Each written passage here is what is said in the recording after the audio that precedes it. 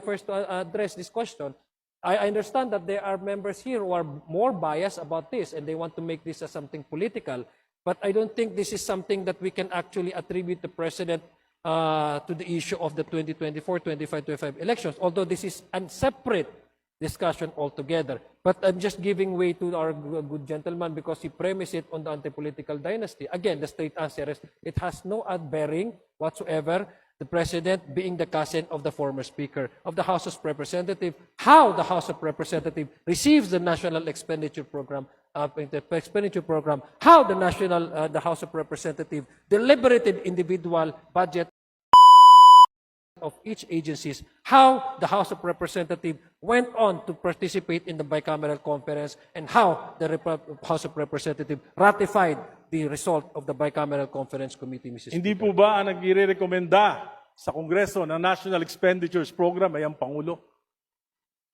It is called the President's budget, Mr. Speaker. So but it I is don't the think President's budget, and it's a fact that 48,243,000 was allocated for the first district of Leyte because he is the cousin of the President, and 30 billion was given to the first district of Ilocos Norte, the son of the President, and it will not happen if they are not a political dynasty. Nag-Pinoy-henyo tayo, pwede ka na pwede. Kaya ang final na sagot ko po, hindi to anti-political dynasty law. Ito po ay isang budol. Budol. Mr. Speaker, I move to recognize the gentleman from the 2nd District of Caloocan City, the Honorable Edgar Rice, to interpolate the sponsor. The gentleman from the 2nd District of Caloocan City, Representative Edgar R. Erice. You're recognized, sir. Please proceed.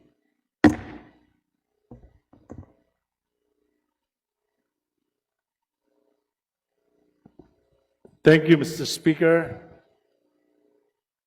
Thank you to our chairman of the Committee on Suffrage and Electoral Reforms. May I ask some clarification Mr. and Speaker, questions? always welcome po ang aking kinagalang Dala na po na akong tubig. 65 years old, Congressman Erice.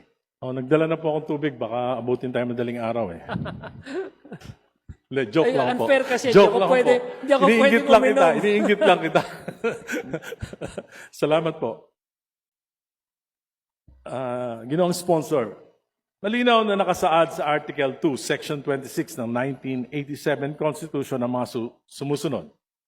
The state shall guarantee equal access to opportunities for public service and prohibit political dynasties as may be defined by law. Ang tanong ko po ay napakasimple. Tama po ba na ang utos ng konstitusyon sa Kongreso ay magpasa ng batas na magbabawal sa political dynasties? Tama po yun, Mr. Speaker. Hindi po ba sinabi ng konstitusyon na i-regulate lamang ito? Hindi rin po sinasabi na bigyan ng limitadong pahintulot, kundi malinaw na sinasabi ipagbawal ang political dynasties. Tama po ba ito? Yeah, full stop po. Ang sinabi po ng Constitution is to prohibit anti-political dynasty law as may be defined by law. Doon po yung definition is karapatan na binibigay sa atin, mandato na binibigay po sa atin ng ating Constitution kung paano po natin to bibigyang buhay itong anti-political But it dynasty. should prohibit. Pero if I may be allowed, Mr. Speaker, pero siyempre, kung wala pong absent po talaga yan sa Constitution, babalikan din po natin yung intent ng batas na iyon. Tama po. Ang intent po ng batas na iyon, titingnan po natin kung paano po nagkaroon ng diskusyon ang mga framers ng Constitution. Sinabi po nila is hindi po complete absolute abolition. Ito po ay regulation, Mr. Speaker, Your Honor. Ang intensyon nila ay pigilan ang konsentrasyon ng kapangyarihan sa iilang pamilya. Tama Dahil po ito yan. ang isa sa mga ugat ng korupsyon, patronage politics, kahinaan ng political parties at kawalan ng tunay na kompetisyon sa politika. Ito po yung arguments ng mga framers ng Constitution. Tama po yun, Mr. Speaker. Ang layunin ng probisyong ito ay buksan ang politika sa mas maraming Pilipino, hindi upang i-institutionalize ang kapangyarihan ng mga political clan. Tama po? Tama po yan.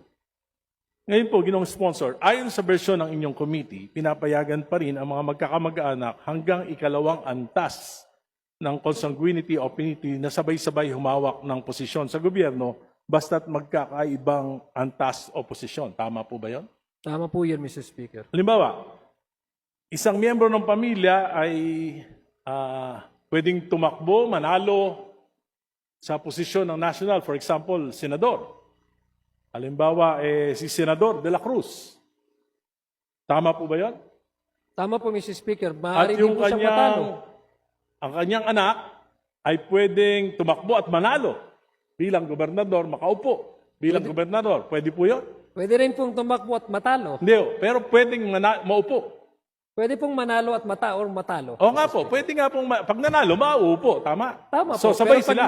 Tama po. Isang senador, isang governor. Tama? Tama Sabay po yun. sila. Pwede pong maging sabay, pwedeng hindi magsabay, pwedeng matalo yung isa Hindi sa nga po, kanila. kung mananalo, sabay sila, pwede. Kung yung frame of mind nyo po ang gusto nyo Hindi pong po, mangyari, yun ang frame. Ang tinatanong ko lang po, simple lang. Kung sabay silang manalo, sabay silang makakaupo. Tama? hypothetically, posible mangyari po. Mr. Yes. Speaker. At nangyayari po yan. Tama Marami naman pong- po, Mr. Speaker. Marami pong, may senador po, mayor, ang asawa. Tama po? Tama po. Ayun, tama. At yung kanyang isang anak, pwedeng maging congressman sa District 1 ng kanilang probinsya. Tama rin po yun.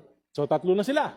Yung isa pong, yung asawa ng kanyang anak ay pwedeng tumakbo rin sa District 2 at manalo, makakaupo rin po.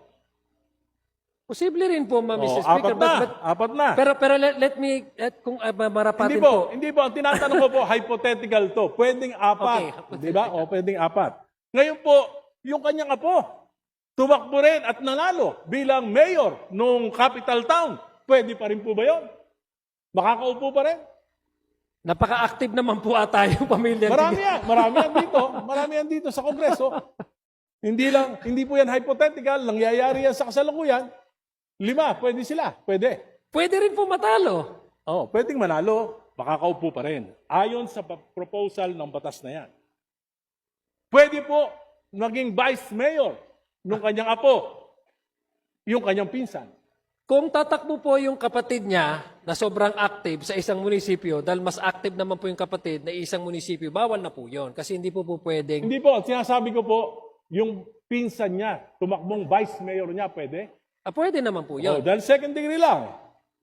At yung pinsan niya sa isang kapatid ng kanyang tatay, tumakbong konsyal, pwede pa rin pong manalo. At makaupo. Tama po? Tama po. So, 7 na sila. At yung asawa nung kanyang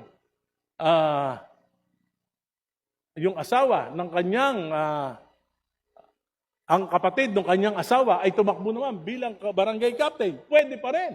Tama po? Tama po. Pero pwede po ako mag-explain kasi puros lang kung tama o mali. Hindi, yun ang Hindi, inaano ko. Walo kung na, mamarapatin mo. walo na. Kung I am asking mamarapatin this mo. question. This is Let me just a allow me- premise. This is just a premise at meron po tayong Okay, but let itatanong me pagkatapos. explain, Mr. Speaker. If my good Hindi friend, po. isa sa pinaka nirerespeto ko. Just a short, Ramadan po namin, pagbigyan mo na po ako mag-explain. Kung mamarapatin po. All of these things are possible, Mr. Speaker. These are hypothetical. This can happen. This can be certain.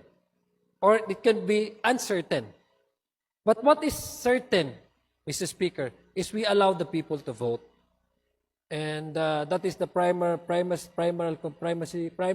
primordial consideration of this proposal, Mr. Bakit pa Speaker. po tayo nagpapasa ng batas kung pabayaan na lang natin yung mga tao?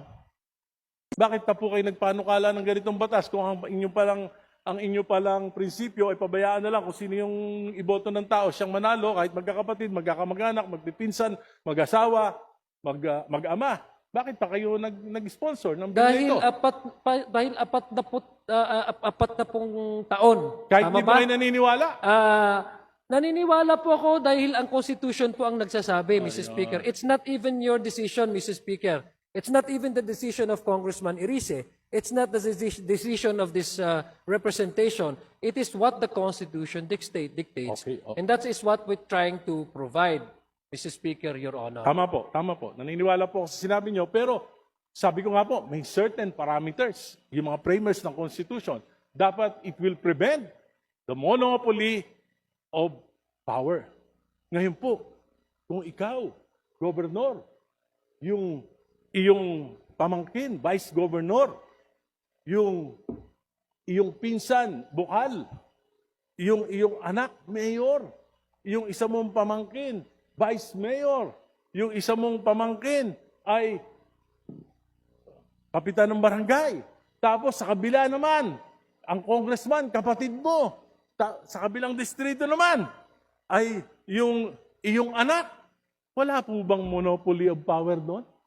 Mr. Hindi Speaker, ba, yun ang tanong ko. May monopoly ba of power doon o wala? no, because, Mr. Speaker, I'll give you the straight answer.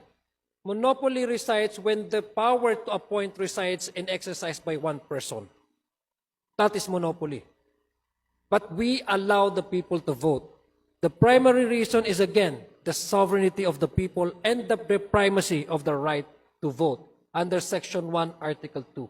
Kung may monopolya po, Mr. Speaker, ay kung i-appoint ito at ang magde-decide lang po ay isang tao na paupuin ang ang kapatid or anak or asawa sa isang posisyon, that is an abuse of power. That to me is a blatant abuse of power and a monopoly. The most dangerous form of monopoly.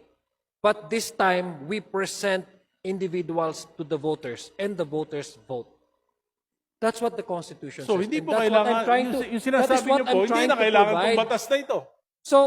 So, in terms of what now, Mr. Speaker, based on the status quo, just for the sake of argument, Mr. Speaker, what could be described as something that is predominantly controlled by one family. But since we don't have the anti-political dynasty, as of yet, there's no point for us to really say that this is dominated by one family. Maybe many offices, Mr. Speaker, are being handled and occupied by the same family. Predominantly, very active ang family nila. But domination in monopoly is also a gesture of one exercising that power to make sure that sensitive positions are occupied by blood relations that would give him or her undue advantage over these resources. Yun lang, I'm just... Ngayon po, ang ibig sabihin- pag mayroon po tayong anti-political dynasty, talagang meron na po tayong definition kung ano po yung abuse of Subalit power. yung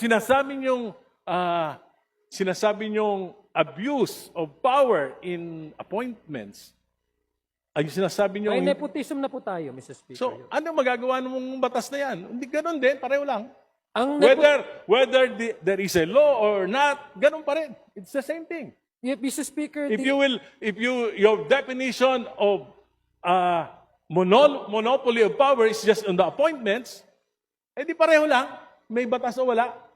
no, that is exactly what I'm trying to do because monopoly really resides if one person exercises that authority to appoint a certain relative just so that they can have actual access to resources. That is monopoly, Mr. Speaker. That is very much against the law of nepotism, di ba, Mr. Speaker? But that is precisely one because that's exactly precisely the issue.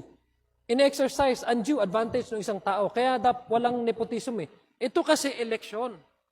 Hindi ito isang tao.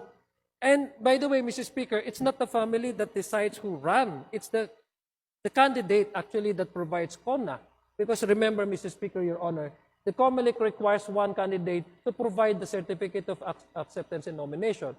If you don't have that, probably the tendency you will be described as a nuisance candidate. there are many No, Mr. Speaker, my point here, Mr. Speaker, is that the reason why we allow all of this because number one, the subdivision under our political system, 7160, is the autonomy of each political unit. It has a separate constituency. It has to exercise its mandate. It has an internal mechanism and regulation to run their affairs, not necessarily connected with the one or neighboring LGU. That's how the structure of our political units under the 1971 60, Mr. Speaker, of the Local Government Code. We also attach that in order that we can balance it out with the right to vote and the right to be voted upon. And I've mentioned earlier, Mr. Speaker, there are several bases, not only in the Constitution, Section 5 on the suffrage, Section 1, Article 1, but there are other treaties internationally, which we are the party or signatory of these covenants, the civil and political rights, etc., stating, Mr. Speaker, that there shall be no law abridging the right to vote and to be voted upon, Mr. Speaker, Your Honors. The anti-political dynasty, as may be defined law, is a regulation and that's not an absolute prohibition.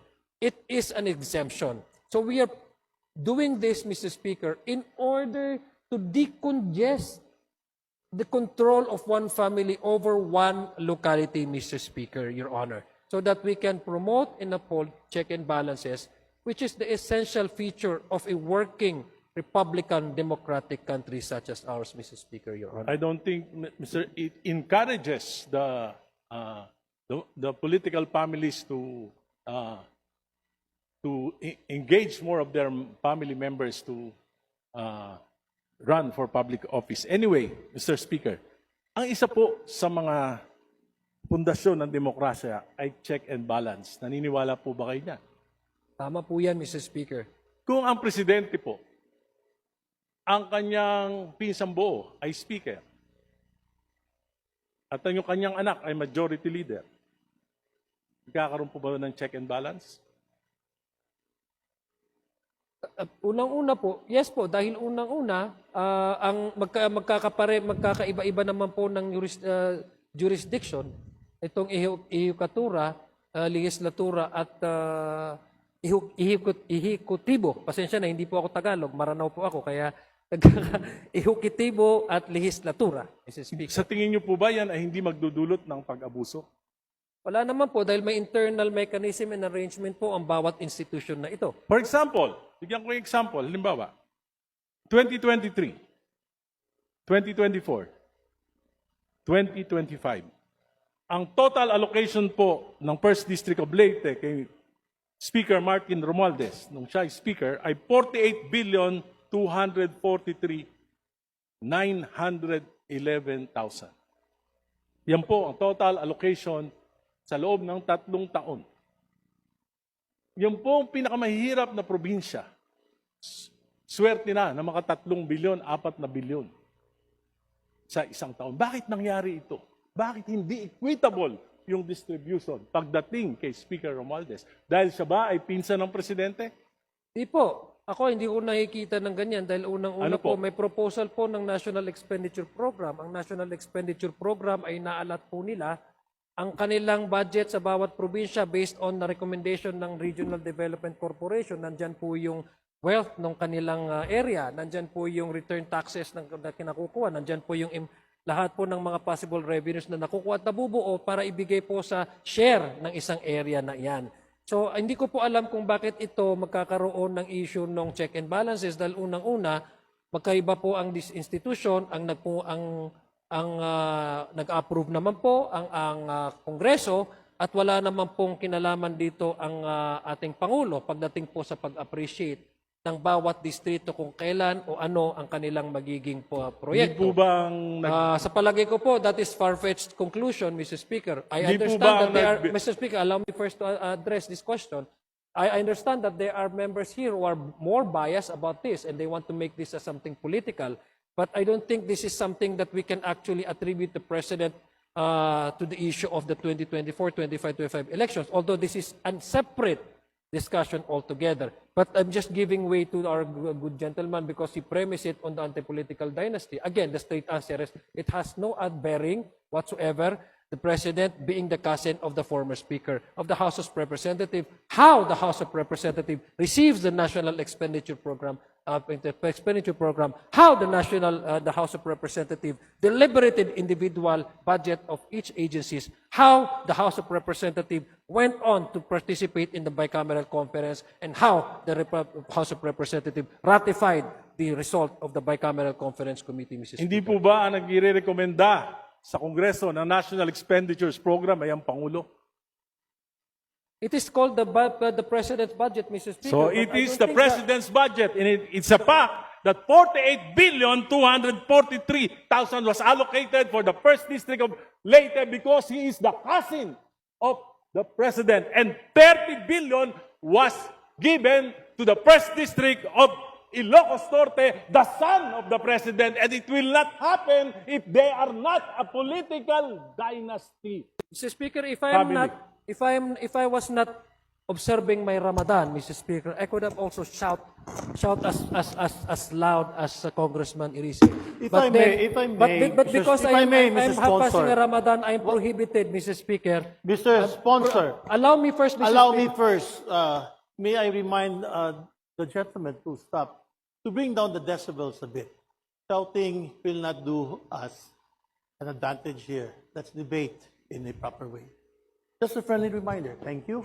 Proceed. Thank you, Mr. Speaker. Again, let me respond to my good friend and one I respect, Mr. Speaker, very, very calmly.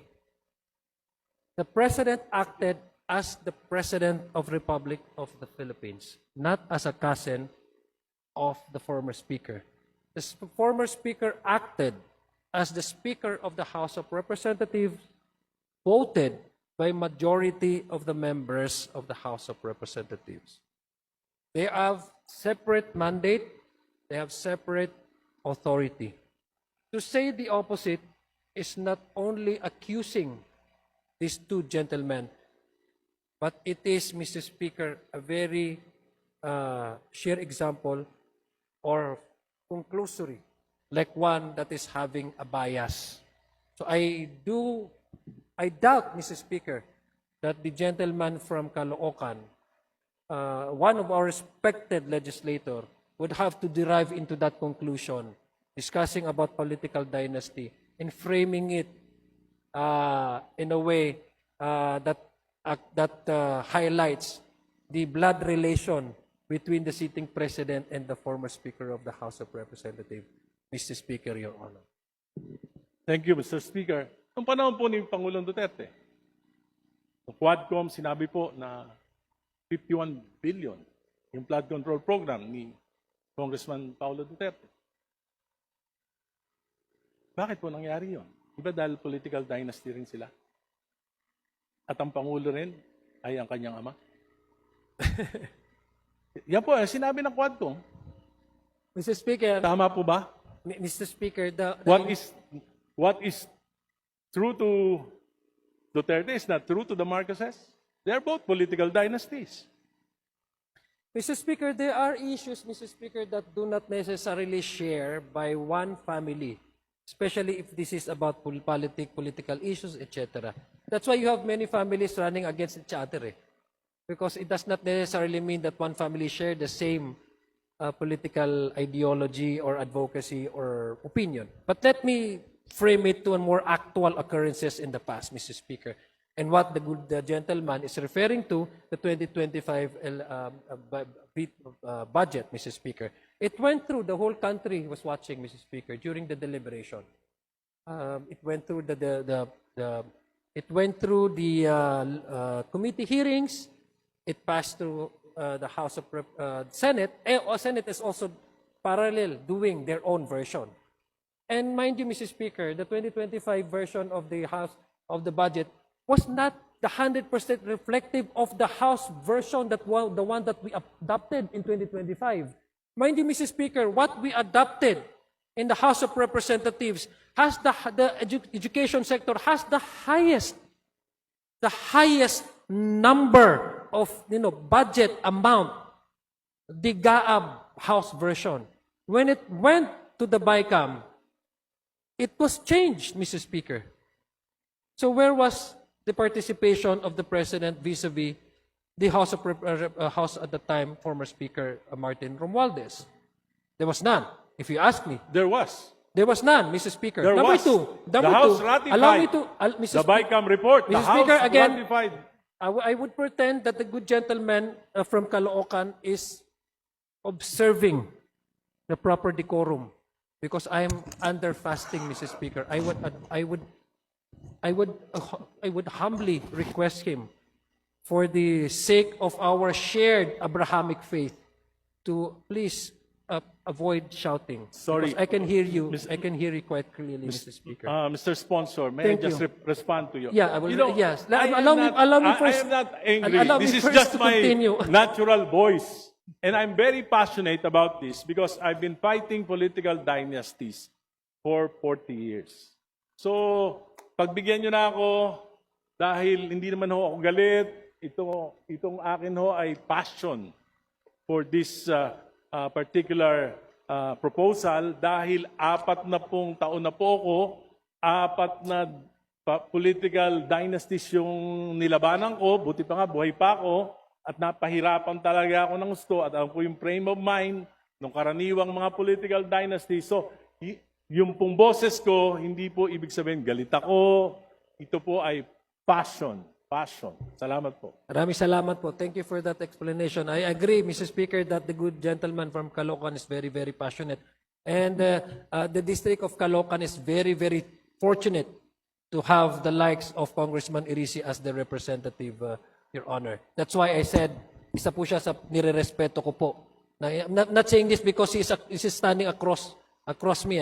He really is earned my respect. Again, to respond to the question, number one, wala pong nakikita tayo doon na participation. In fact, the President vetoed a portion of the 2025 DAA, Mr. Speaker. So that would again conclude the response of this representation.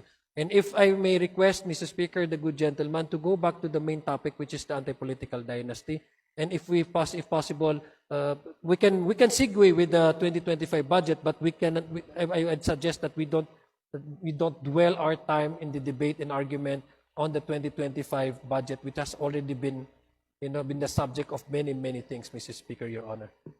Mr. Speaker, I'm just trying to point out that political dynasties breeds corruption.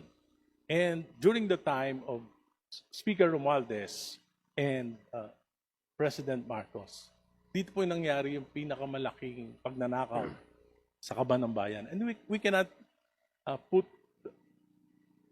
not put blame to this House. Kasi po niratify natin yung BICAM Committee Report. Hindi po ako kasama nun. Hindi ako kasama nung 19th Congress. Niraratify po yan. At yan po nangyari, 800 billion diversions and amendments noong 2023, 2024 po 700 billion, at 2025 300 billion plus. Hindi po yan nangyari kung wala pong, naniniwala ako, kung wala pong monopoly of power. Kasi po dito lang sa bansa natin, nangyari na wala po akong alam na bansa na ang presidente, yung kanyang pinsang buo ay speaker, at yung kanyang anak ay majority leader. Kaya po, sa tingin ko, isa ito sa dahilan kung bakit nagkakaroon po ng problema sa check and balance. Anyway, Mr. iba Speaker, na po may I ako respond? May I respond? Okay. Thank you, Mr. Speaker. Again, that is the opinion, Mr. Speaker, of the gentleman from Caloocan. It does not make it as a fact. All of us are entitled to have our own opinions, and that is his opinion. My opinions differ from that of the gentleman from Caloocan. And let me just quote, Mr. Speaker, because I was reminded by one of the participants in Carmona, Mr. Speaker, the one that is actually against anti-political dynasty. According to him, Mr. Speaker, and I quote, "Those who wish to steal will steal. It does not follow that people are related. If they want to steal, they will steal." That's a very logical and practical and pragmatic way of understanding things. No? Hindi naman nangangulugan na magkakamag-anak ay lahat niyan sila magnanakaw. Kasi kung magnanakaw ang isang tao, hindi kinakailangan maging anak ng hari para magnakaw. Kung ayaw magnakaw ng tao, maski hari yan, hindi yan magnanakaw. And I'm sorry to Congressman Benny Abante, let me quote a passage in the Bible, the story of King Solomon. I mean, he's a king. He governs all the sort of any kingdoms, but he did not steal anything. And the witness of that is the Bible. I'm citing to you this, Mr. Speaker, because each of us would have his or her opinion. And this opinion cannot be treated as a fact. So that is the opinion of the good gentleman from Caloocan, which I respect. And I think that his opinion is wrong. And that is my opinion, Mr. Speaker, Your Honor.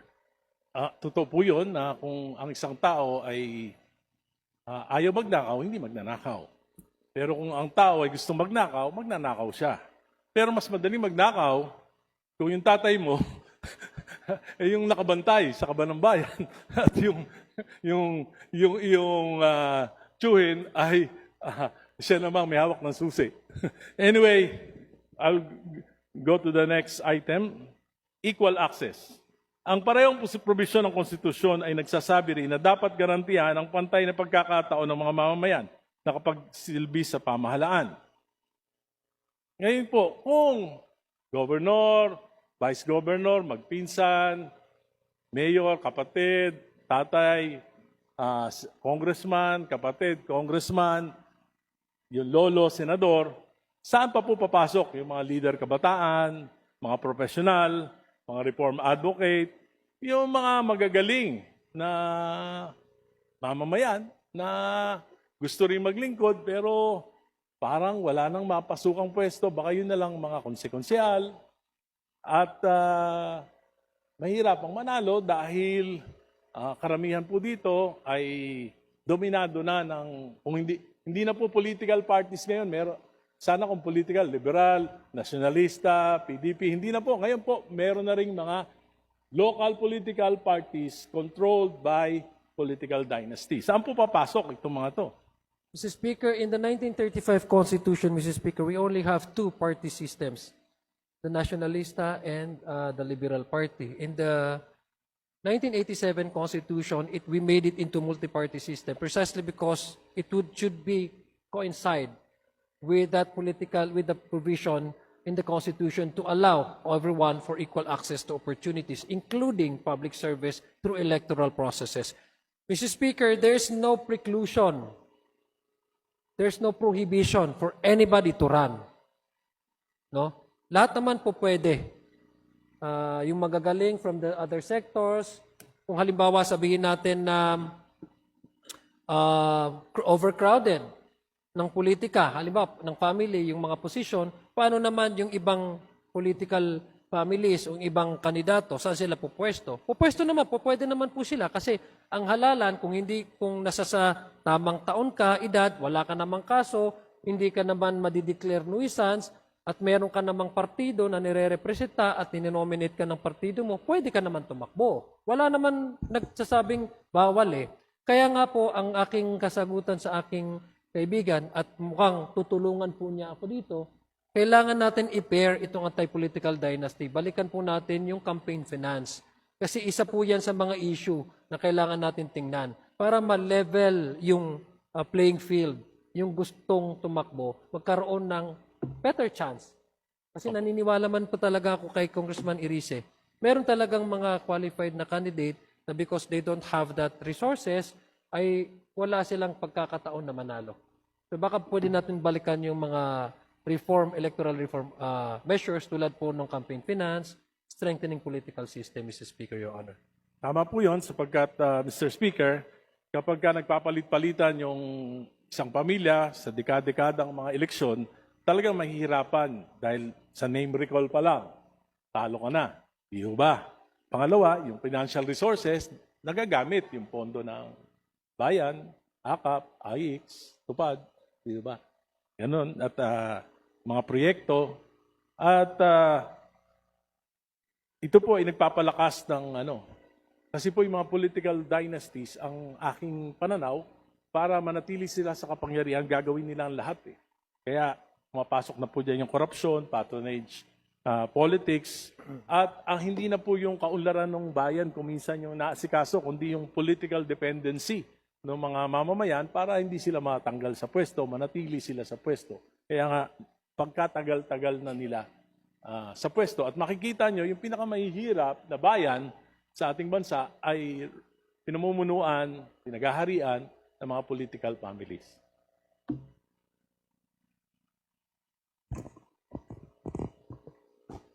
Yun ang sponsor. Kung ang mandato ng konstitusyon ay pagbawal ang political dynasties, ngunit ang batas na ipapasa natin, it will still allow the domination of political monopoly and will really limit the participation of ordinary citizens. Hindi ba sa tingin nyo pwede itong makwestiyon sa Korte Suprema? The Speaker, the reason why we are actually trying to at least balance it out, no, to give also primacy to the general principle, which is the equal access for all for public service, and it is in the first line, Article 26, Section 2. No, the state shall ensure equal opportunity to public service, and then there comes the next line, which is prohibiting the anti-political dynasty, is in order that we avoid a possible question or petition before the Supreme Court. That is what we intend to avoid. Because I personally would like to, I should be candid about this, no? Let me be honest with this. It is not, as a form of a track record, it is not good on my reputation to sponsor something which later on struck by the Supreme Court as constitutional. But to give you the direct answer, yes, anything can be questioned before the Supreme Court. This is a Republican democratic country. Anybody can do so. Salamat po. Nais kong banggitin po sa ating chairman ng Committee on Suffrage and Electoral na napakalayo po ng bersyon ng panukalang batas na tinatalakay natin dito sa bersyon na inaprubahan ng committee sa Senado. Ang pagkakaiba ng malayo po ang kung magpapatuloy po tayo sa bersyon ito, hindi kaya posibleng magkaroon ng deadlock o impasse sa Bicameral Conference Committee, at kung mangyayari yun, hindi po ba magiging resulta ay walang anti-political dynasty law na may papasa? Again, Mr. Speaker, that is what we do, no, and what does as much as possible try to avoid. There will be discussions, I'm sure. Sigurado po yan. Medyo mainit po yung discussion sa BICAM. Sigurado po dahil yung may mga disagreeing provisions nga po. Kaya nga po magkakaroon, I think, ng mas masusing, ang narinig ko nga po kay Senate President, gusto niya live stream ng BICAM. Tayo naman po bilang chairman ay wala naman po problema kung ila-live stream ito para maging transparent po ating proseso. So inaiwasan po natin yan. We're hoping na magkakaroon talaga ng debate. Ito po ay priority bill ng ating Pangulo. Tama po ba? Yes po, isa po ito sa na-considera na LEDAC priority, Your Honor, Mr. Speaker. So ito po ay napag-usapan sa LEDAC. Napag-usapan po ito sa LEDAC, I'm sure. Because, Ano po napagkasunduan? Kasi po, nandun po ang ating Pangulo na siya po nag-prioritize na ito at pinangako niya ito sa kanyang mga pahayag sa mga mamamayan. Nandun din po ang miyembro ng mababang kapulungan, nandun din yung miyembro ng Senado. Wala po bang napagkasunduan kung anong uri? Dahil alam ng ating Pangulo yung ibig sabihin ng anti-political dynasty. Hindi po ba ito na pag-usapan man lang? Dahil alam ko po, para mas madali ang mga batas, kaya nga tayo nagbubuo ng LEDAC para mapapag-usapan na para sa ganun ay hindi na masyadong malayo yung mga magiging bersyon ng bawat batas sa bawat kapulungan. Hindi ba ito napag-usapan? Naiintindihan ko po yung practicality na sinasabi po ni Congressman na aking kaibigan na galang-galang na Irise. Ngunit ang Pangulo po, totoo po yung kanyang sinasabi through his spokesperson, si Yusek Castro, na ginagalang po ng Pangulo yung proseso at independensa ng mababa at ng makapulungan at ng Senado. Sinasabi po niya kinakailangan magkaroon na ng legal definition ang anti-political dynasty. Ngunit kung paano po itong proseso na ito, paano po mag-arrive into different versions ang Kongreso, ang House of Representatives, ang Senado, ay kanya po itong nirerespeto sa pamamagitan ng hindi pag-intervene kung ano po yung magiging paksa o bersyon nitong dalawang kapulungan na ito. Dahil meron naman po talaga tayong mekanismo, ito po yung BICAM. Pero naninanais ko po sabihin kay Congressman Irise, ang very strict po na natatanggap natin na galing sa Pangulo at very much open naman po ang kanyang opisina na kinakailangan may anti-political dynasty at magkaroon na ng definisyon para mabuhay ang konstitusyon pagdating sa paglilimita ng monopolya ng bawat pamilya sa bawat distrito or bawat locality sa ating bansa. Mr. Speaker, Mr. Sponsor, the version coming from this House is authored by the son of the President. That is correct, Mr. Speaker. And he did not consult the President on what is on the President's mind in prioritizing this particular bill. I cannot speak for the majority leader, neither would I know the family dynamics the or majority what they leader is discuss the on table author. on dinner table. But my association with the majority leader is me being the chairman of the electoral reform, and he as our majority leader. We don't discuss about family matters or what discussions they discuss it over on the table with the president. So I would not know, Mr. Speaker. Di po ba ang purpose ng LEDAC ay para magkaroon ng isang direksyon ang gobyerno? May isang polisiya ba o magkakaibang interes ang umiiral? The purpose of LEDAC, Mr. Speaker, is for the national government to identify priority legislations that might be needed to attain the objective of a certain administration. In this case, the Marcos administration felt that we need to give life to the 40 years na nakastagnant na anti-political dynasty as far as this proposal is concerned. Mr. Speaker, so you are saying that the only objective of the President is to provide a definition and not political reforms? That is to make it more simple, but the impact of this proposal, Mr. Speaker, is to change altogether the political landscape. As stated earlier, Mr. Speaker, I have given you actual numbers on the direct impact of the anti-political dynasty on the municipal, city, government, and national level, Mr. Speaker. Hindi po Your Honor. magkakaroon ng direct impact yung mga sinabi niyo pong numero, lilipat lang po ng posisyon. That we cannot do because Yes, lilipat lang po. I am here as a sponsor, not as a clairvoyance. I cannot predict what will happen to those who will be displaced by this anti-political dynasty measure.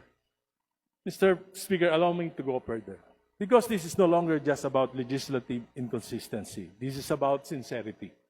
If this House passes a bill that effectively protects political dynasties, then what message that send? It sends a message that the President's commitment to political reform ay hindi totoo. That his promise to prevent repetition of trillion peso corruption, particularly in sectors like flood control, ay hindi seryoso. That instead of real reforms, what we are seeing is appeasement, delay, at pagpapalipas ng galit ng taong bayan. Marami na po nagrarally against anti-political dynasty. Let us not deceive ourselves. When you file a weak law, when you pass a diluted version, when you allow contradiction between the House and the Senate, you are not solving the problem. You are buying time until people get tired, people forget, and accountability disappears. And that is the danger. Because corruption thrives not only in secrecy, but in delay, distraction, and deception. Mr. Speaker, ulitin ko po. Bilang pagwawakas, ulitin ko lang po, mabuti. Kung may papasa natin yung batas na ito, ay kung ako po ay tatakbong governor at nanalo, makakaupo ako. Sana manalo ka. Kung manalo po. Okay? Hypothetical question. Kung ako po ay tumakbong governor, nanalo ako, makakaupo ako. Tama po? Pwede? Yes, kung manalo po kayo. Kung yung anak ko ay tumakbo na congressman sa 1st District at nanalo po, makakaupo din po? Yes po, kung manalo. Pwede po? Kung manalo po. Dalawa na kami. Yung isa ko pong anak, dalawa lang po yung anak ko. Tumakbo naman sa District 2 ng Caloocan at nanalo. Makakaupo din po. Kung manalo po siya. Manalo po. Kung Tama, manalo po tatlo siya. na kami.